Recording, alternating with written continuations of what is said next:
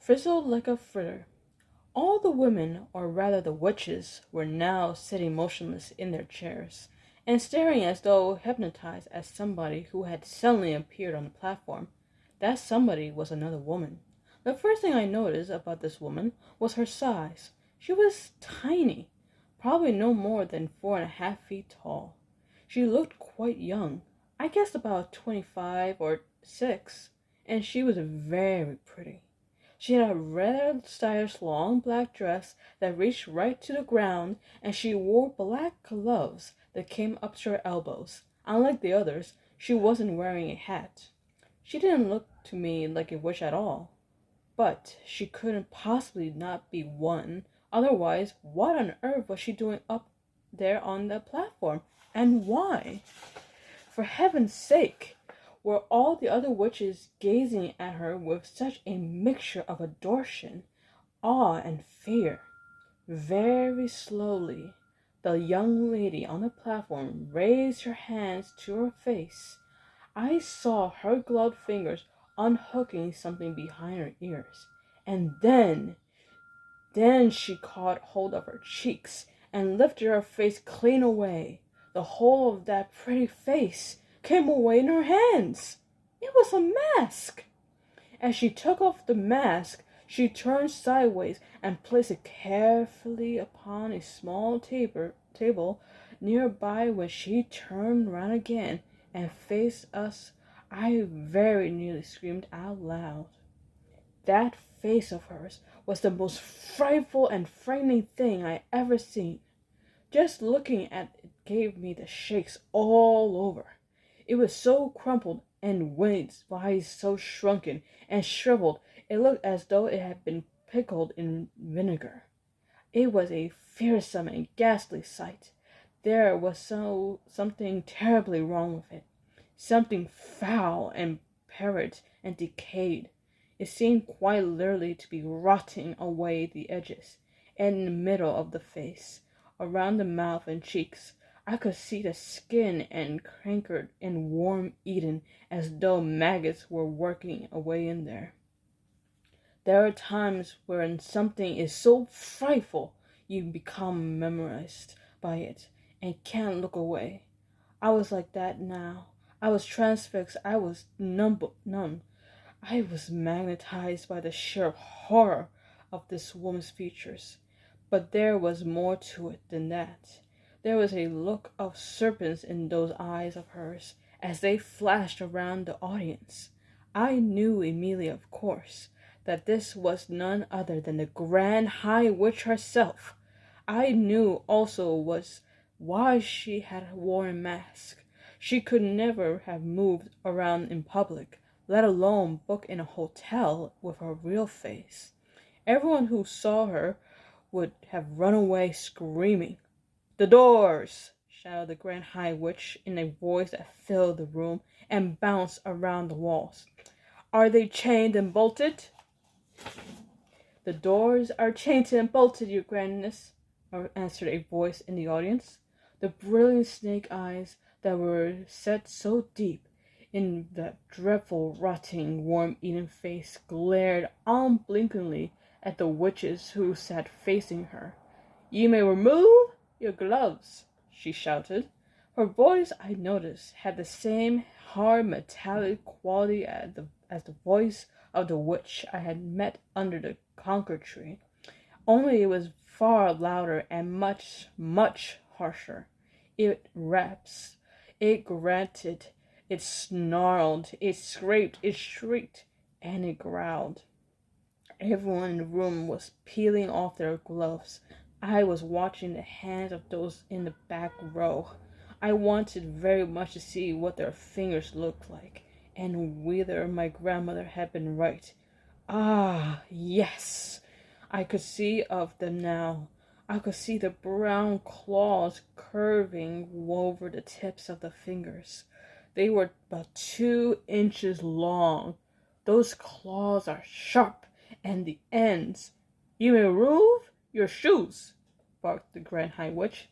I heard a sigh of relief going up from all the witches in the room as they kicked off their narrow, high-heeled shoes, and then I glimpsed under the chairs of several pairs of stockinged feet, square and completely toeless, revolting and were as those toes had been sliced away from the feet with a carving knife. "You may remove your wigs," snarled the Grand High Witch. She had a peculiar way of speaking. There was some sort of foreign accent there, something harsh and guttural, and she seemed to have trouble pronouncing the letter W, as well as she did something funny with the letter R. She would roll it round and round her mouth like a piece of hot pork crackling before spitting it out. "Remove your wigs and get some fresh air into your spotty scalps," she shouted. And another sigh of relief aroused the audience as all the hands went up to those heads, and all the wigs with the hats still on them were lifted away. There now appeared in front of me, upon row of bald female heads, a ski of naked scalps, every one of them red and itchy looking from being rubbed by the lining of the wigs. I simply cannot tell you how awful they were, and somehow the whole sight was made more grotesque, because underneath those frightful scabby bald heads the bodies were dressed in fashionable and rather pretty clothes. It was monstrous. It was unnatural. "Oh, heavens!" I thought. "Oh, help! Oh, Lord, have mercy on me! These foul, bald-headed females are child killers, every one of them, and here I am in prison in the same room, and I can't escape." At that point, a new and doubly horrifying thought struck me. My grandmother had said that with their special nose holes they could smell out a child on a pinch of black night from right across the other side of the road. Up to now, my grandmother had been right every time. It seemed a certainty, therefore, and that one of the witches in the back row was going to sniff me out any moment, and then the yell of "dogs droppings" would go up all over the room, and I would be cornered like a rat. I knelt on the carpet behind the screen, hardly daring to breathe. Then suddenly I remembered another very important thing my grandmother had told me. "The dirtier you are," she said, "the harder it is for a witch to smell you out." How long since I had last had a bath? Not for ages. I had my own room in the hotel, and my grandmother never bothered with silly things like that. Come to think of it, I don't believe I had had a bath since we arrived. When had I last washed my hands or face? Certainly not this morning. Not yesterday either. I glanced down at my hands. They were covered with smudge and mud, and goodness knows what else besides. So perhaps I had a chance after all. The stink waves couldn't possibly get out through all that dirt. "Witches of England!" shouted the Grand High Witch. She herself, I noticed, had not taken off either her wig or her gloves or her shoes. "Witches of England!" she yelled. The audience stirred uneasily and sat up straighter in their chairs. "Miserable witches!" she yelled. "Useless, lazy witches! Feeble, fibbing witches! You are a heap of heel good of nothing worms!" A shudder went through the audience. The Grand High Witch was clearly in an ugly mood, and they knew it. I had a feeling that something awful was going to happen soon. "I am having my breakfast this morning," cried the Grand High Witch, "and I am looking out of the window at the beach. And what am I seeing? I am asking you, what am I seeing? I am seeing a revolting sight. I am seeing thousands of rotten, repulsive little children playing on the sand.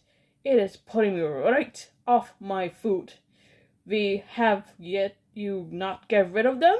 she screamed. "Why have you not rubbed them out? These filthy, smelly children!" With each word she spoke, flecks of pale blue phlegm shot from her mouth like little bullets. "I am asking you, why?" she screamed. Nobody answered her question. "Children smell," she screamed. "They stink out the world. We do not want these children around here." The bald heads in the audience all nodded vigorously. "One child a week is not good to me," the Grand High Witch cried out. "Is that the best you can do?" We will do better," murmured the audience. "We will do much better." "Better is no good either," shrieked the Grand High Witch. "I demand maximum results. So here are my orders. My orders are that every single child in this country shall be rubbed out, squashed, squivered, and feathered before I come here again in 1 year time. Do I make myself clear?" A great gasp went up from the audience. I saw the witches all looking at one another with deeply troubled expressions, and I heard one witch at the end of the front row saying out loud, "All of them? We can't possibly wipe out all of them." The Grand High Witch whipped around as though someone had struck a skewer into her boot bottom. "Who said that?" she snapped. "Who dares to argue with me? It was you? Was it not?" She pointed a gloved finger as sharp as a needle at the witch who didn't had spoken. "I didn't mean it, your grandest," the witch cried out. "I didn't mean to argue. I was just talking to myself." "You dare to argue with me?" screamed the Grand High Witch.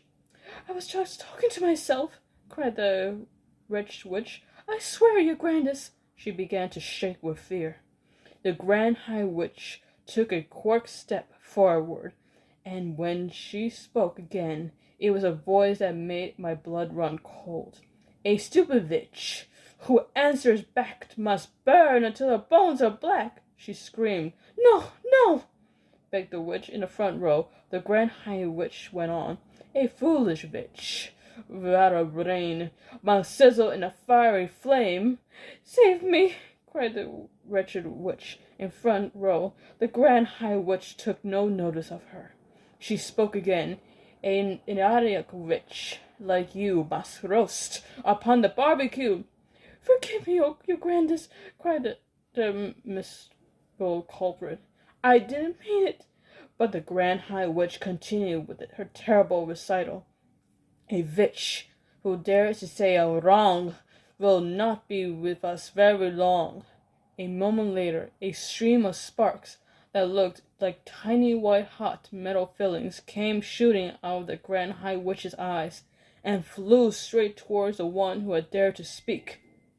I saw the sparks striking against her and burrowing into her, and she screamed a horrible howling scream, and a puff of smoke rose up around her. A smell of burning meat filled the room. Nobody moved. Like me, they were all watching the smoke, and when it had cleared away, the chair was empty. I caught a glimpse of something wispy white, like a little cloud fluttering upwards and disappearing out of the window. A great sigh rose up from the audience. The Grand High Witch glared around the room.